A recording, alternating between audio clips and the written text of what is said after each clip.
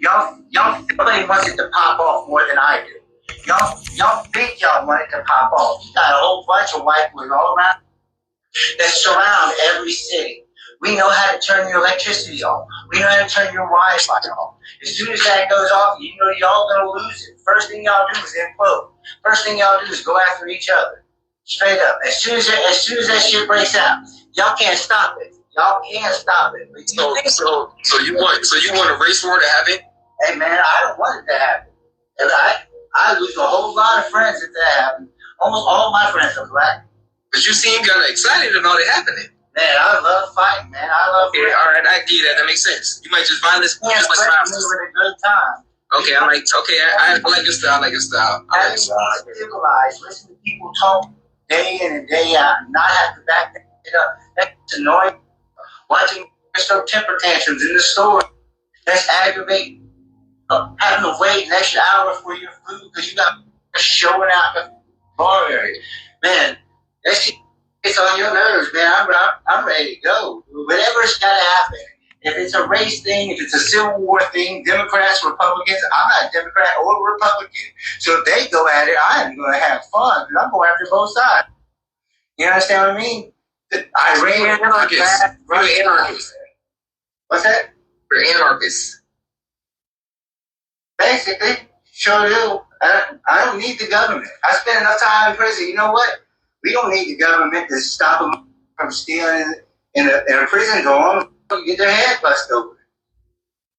You know the threat of violence is real in there. The act is for you.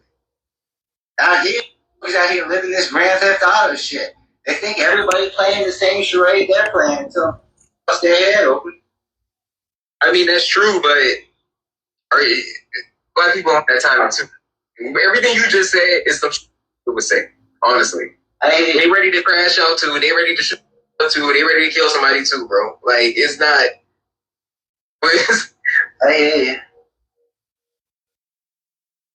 Nobody wants it to pop off more than I do. Y'all. All right, Shalom. First of all, I want to give all praises to Yahweh, Ba'ashem, Yahushua, Ba'ashem, Kakadash, double honors to the apostles and elders of Great Millstone. Salutations to all the brothers and a few sisters out there. Ones that are like foreigners from the seed of Abraham, Isaac, and Jacob, Shalom in the Hebrew, which means peace. I don't know. He gives us a certain type of vibe. That's all I got to say. I'm talking about that guy looked like an Edomite down there. But let him be an Edomite. But the funny thing, the unfunny thing is, as this Negro up here, you know, he's listening, he's laughing, not realizing this guy's dead. He's dead serious. You could just tell.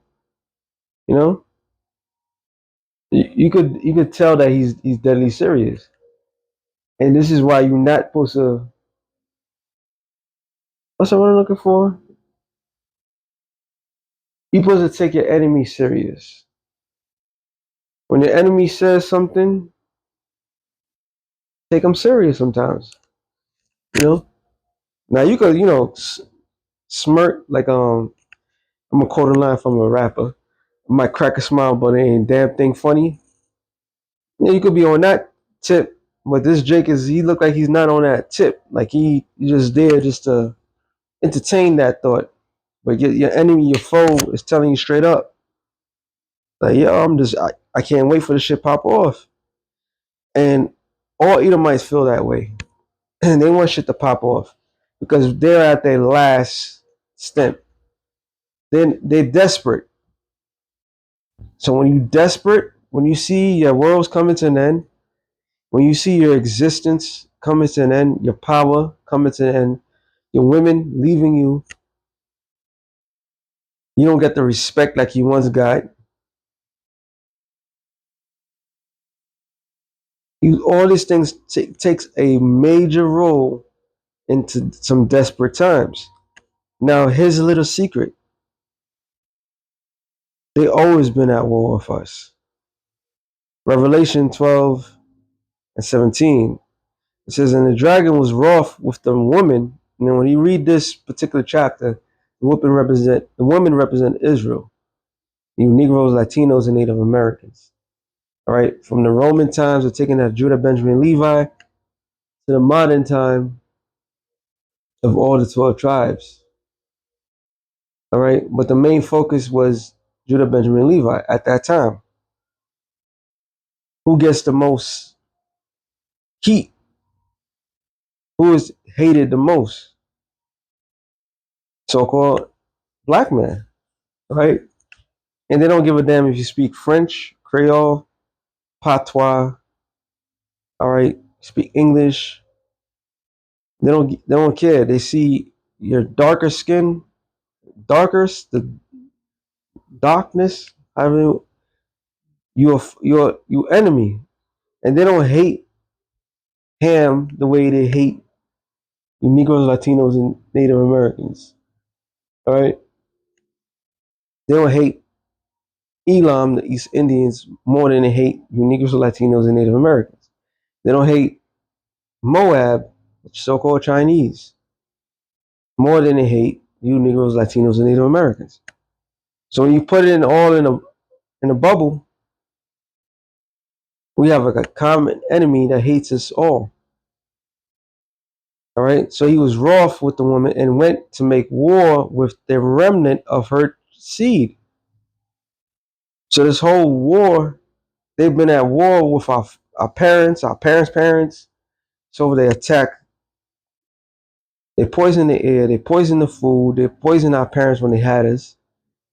They attacked us spiritually, mentally, physically. All right. Consistent. So this man always been at war against us. All right. The only people that's stupid enough to believe that they're not our enemies are you, Negroes, Latinos, and Native Americans. And each tribe have a way of kissing the white man's ass. Each tribe, yo. And when you gonna get it wrapped around your head that these are your foes, when it's too little too late? Says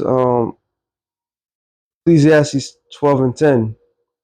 Never trust thine enemy, like as iron rusteth, so is his wickedness.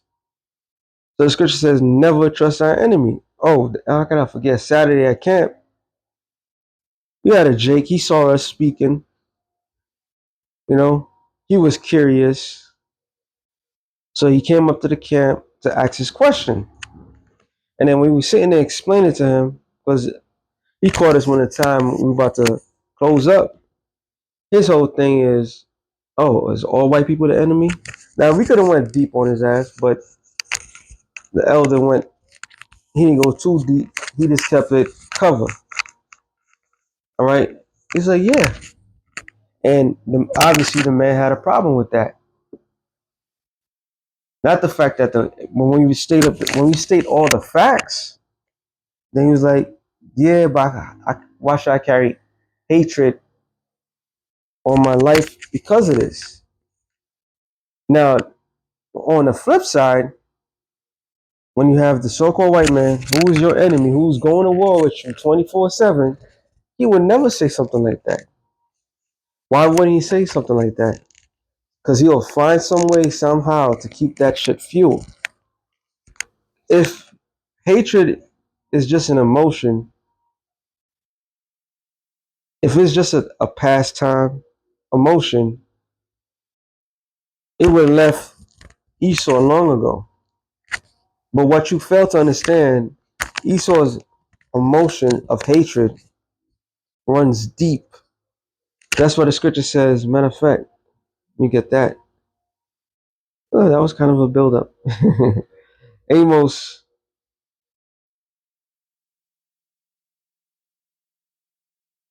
1:11. That's one of them.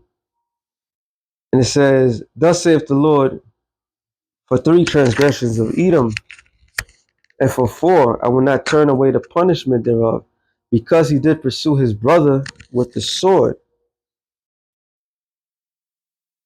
and did cast off all pity, and his anger did tear perpetually, and kept his wrath forever. So he keeps his wrath forever. He keeps it lock, stock, and barrel. He keeps it healthy. But you Negroes, y'all don't keep your hatred towards him healthy enough. This is why the Lord is going to remind you that he's your enemy. He is your foe.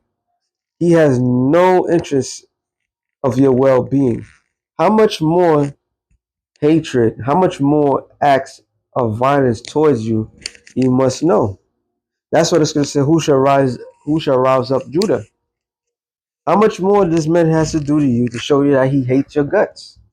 He tells you he can't wait for you to pop off. Now, as far as that man, I'm not too sure. He move a certain type of way, but he's acting a certain way. He could, but he's not the only one. How much more do they have to explain to you that they hate you? And how much more do you have to take to, to make you realize that they truly hate you? You can't say, "Oh, that was just an emotional thing," and that's that. And then the world will sit there. You can't match hate with hate. That's not what Jesus. What? Are you stupid? When the Lord said, um, not to hate your enemy, He wasn't talking about Israel not hating the Romans. He was talking about Israel talking about Israel hating on Israel. To this day, like he said, the man said out of his own mouth, you guys focus on hurting each other because that's how much hatred you have towards your own. And instead of taking your anger towards the ones that cause all the pain and suffering, you have a problem with it. And majority of you trained that way. You have Stockholm syndrome. So he keeps that shit in deep and he shows you that he hates your guts. Romans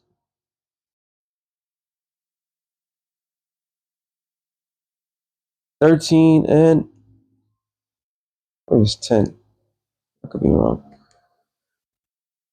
Yep. It says, love worketh no ill towards his neighbor.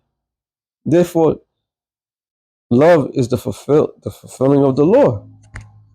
So if somebody loves you, they're not gonna harm you. They're gonna try to kill you. They're not gonna try to poison you.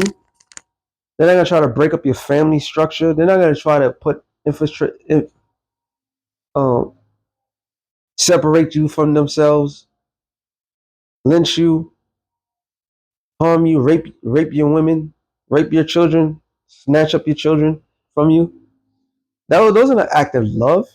What they was doing to the Northern Kingdom, they used ice. That's not an act of love. Throwing them in concentration camps, making them disappear. I just seen something on the tube. Let me see if it's still there. I see a lot of things on, but there was a post. Yeah, it's coming up. Like, how much more does this man gotta show you, yo? Couple deported.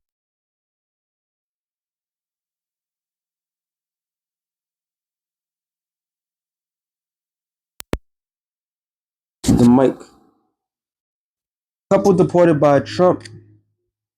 Found bound and gagged and shot to death in Guatemala. So, was that an act of love? No, that was an act of hatred. And the biggest thing that our people have the issue of, they can't tell the fucking difference. Matter of fact, they can't tell the difference. And they call it, in this world, call it something called a toxic love. So the toxicity of somebody harming you consistently, you think that's an act of love.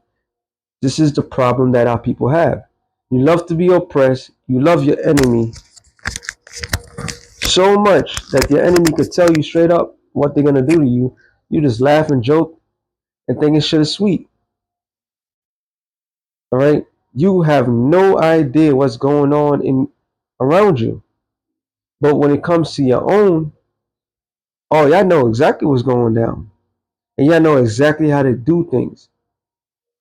All right, it says, and going back to Sirach 12 and 10, never trust thy enemy, like for like as iron rusteth, so is his wickedness. So You could clean iron, but eventually it's still gonna oxidate it, and it's still gonna rust.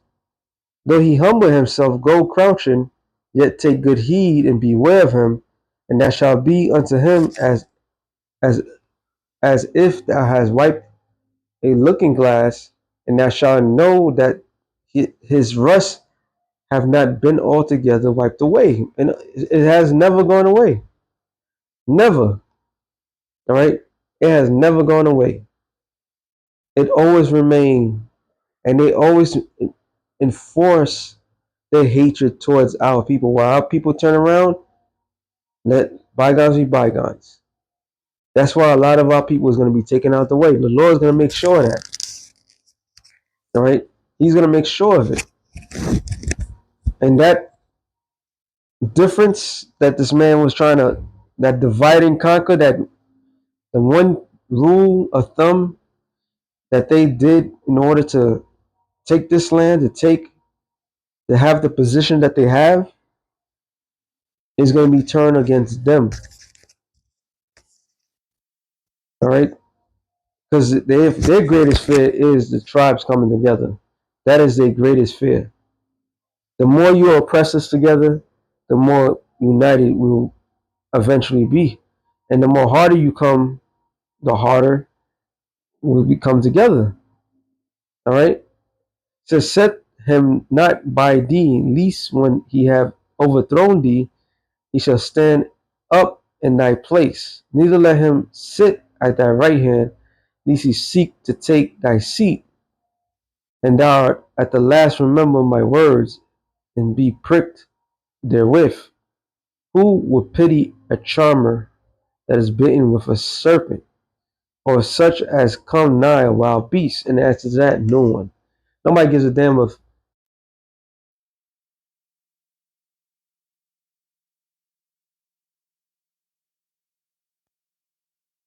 Salakia. If they find that you was dealing with a wild beast, they would not at all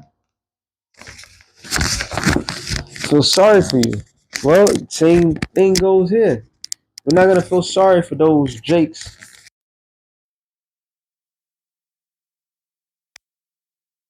go aside. All right, you don't feel sorry for somebody like that. All the Uncle Ruckus, the Ruckuses, Officer Tatum's, and all this, and the nonsense that they spew. We're not gonna feel sorry when it's their turn and they get their shit busted open because they trust the devil. All right, because they're getting paid by the devil. When shit hits the fan, or everybody's gonna go to his own. Matter of fact, let me get that real quick.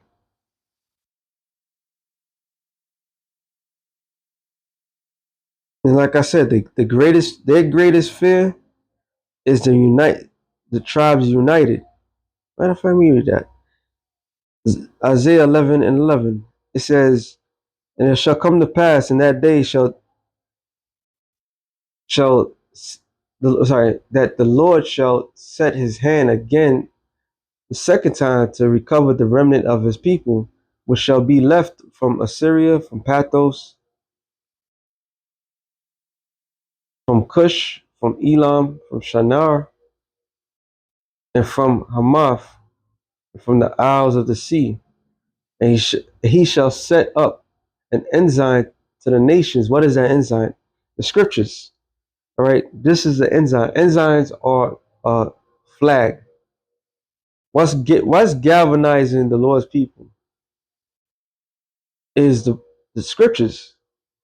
All right, bringing the 12 tribes back together, and which is the government body.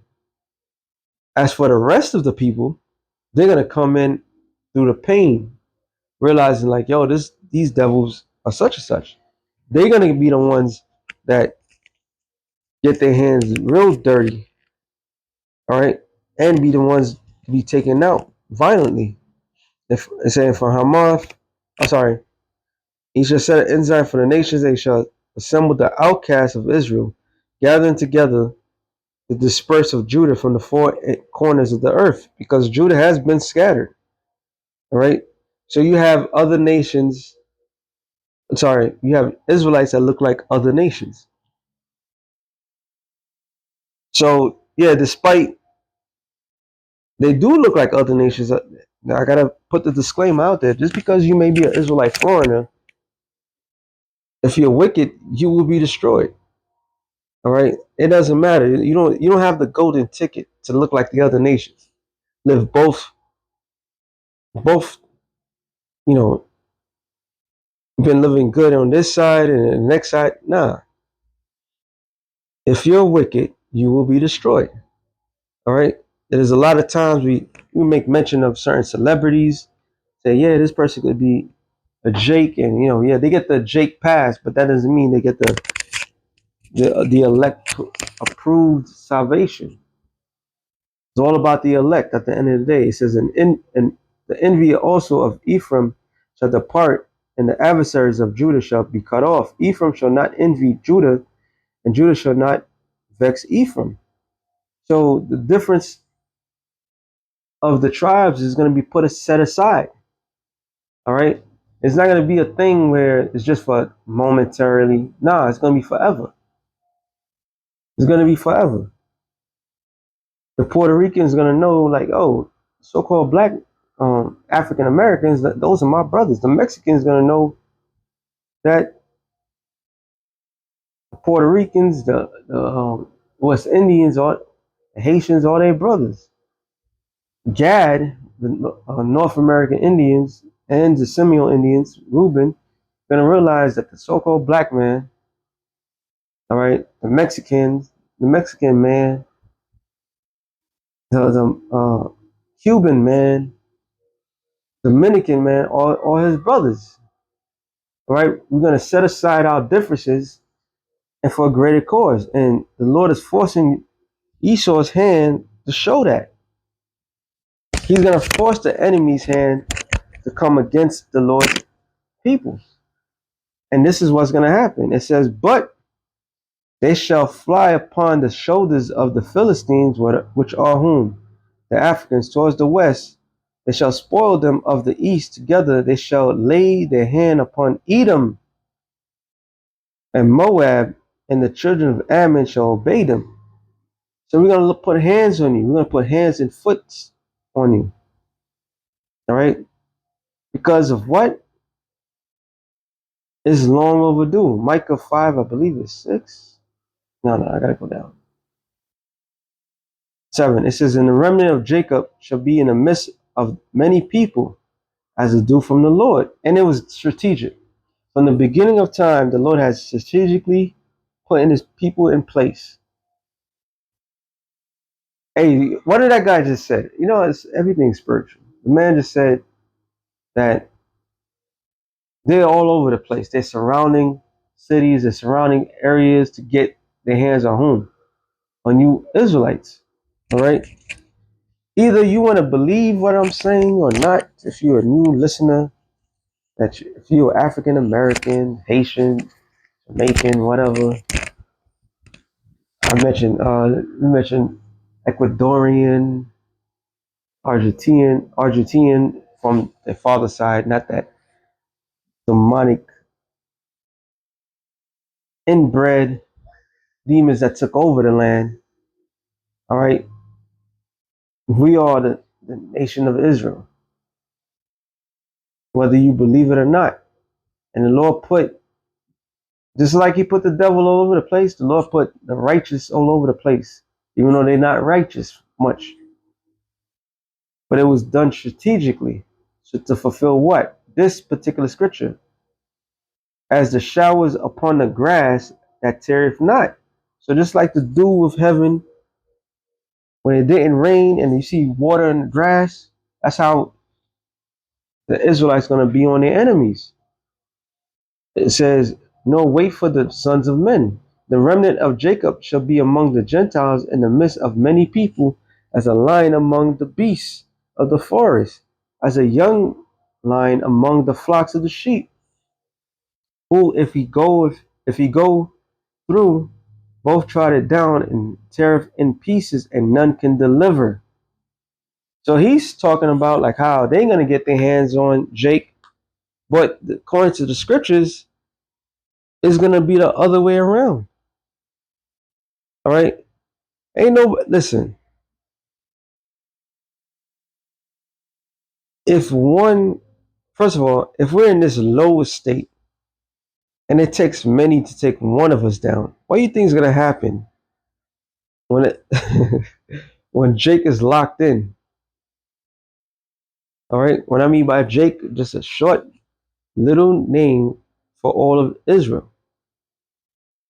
When they locked in, ain't nobody standing a chance. Their hand said, "Thine hand shall be lifted up upon thy adversaries; all that thine enemies shall be cut off." And there's plenty of enemies to go around. All right, and they have subjugated, they have celebrated. Okay, to this day, they have hunted us down. To this day, to this very moment, they're hunting us down. And the greatest thing that they could do is keep us divided. But because all this shit is gonna go happen, all the stuff that's going on, the Lord is no longer keep us divided. All right, He's gonna put us together. Now I come now and say Amos, Zephaniah.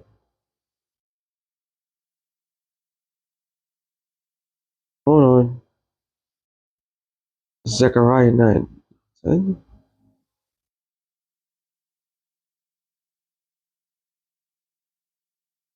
Zechariah 9 and 13. It says, when I sorry, 12. Turn you to the stronghold, you prisoners of hope. What is this? What is our stronghold? Our stronghold is the scriptures. Our hope is to be of the elect. All right. The tower represent what? Yahweh Bashem Yahushai, the true name of the God of Israel. All right. Proverbs 18 and 10. That the name of the Lord is a strong tower. So it says, turn you to the stronghold, you prisoners of hope. Even today do I declare that I will render double unto thee. When I have bent Judah for me, and filled the bow of Ephraim, and raised up thy sons, O Zion, against thy sons, O Greece, and made thee as the sword of a mighty man. So he's going to take the tribes and put them as one. What do you do with a bow, an arrow? You shoot it. And it so happens to say, thy sons, O Greece. Because according to the modern day Edomite, civilization started with the Greeks. So it's clearly said in the scriptures that there shall be what this man was talking about, a race war, class war, civil war. There will be war. And the main antagonist, or sorry, not, well, the protagonist, I can't remember right now. But the main ones to defend themselves will be the nation of Israel. And going against all nations that's come against us. And all these nations have come against us one fashionable way or another. They can't beat us fairly. That's why they created a system and to keep us down, to keep us divided. But the Lord is going to put the differences aside. He's going to make our people see the bigger picture. It started with the hopeful elect, the government body of Yahweh Bashem Yahushai, and the enemy's been scared since then. Matter of fact, Revelation 11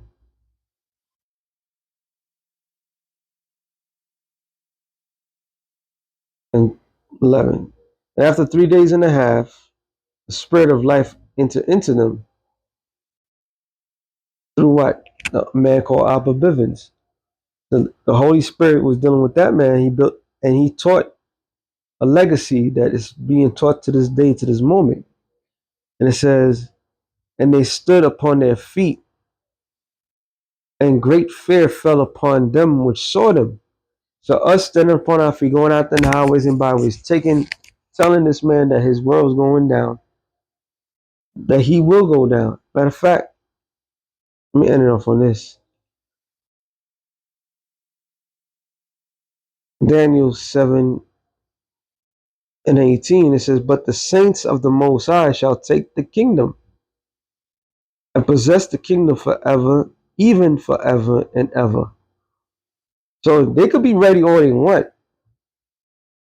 They could be trained. And I always say this, through the spirit,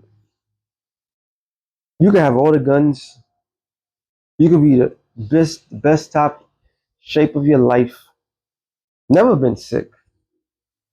All that good stuff. But when judgment comes, when the day of that day comes, you can stock up all the food. You can have the tightest bunker. Who knows what position you're going to be in? What condition you're going to be in?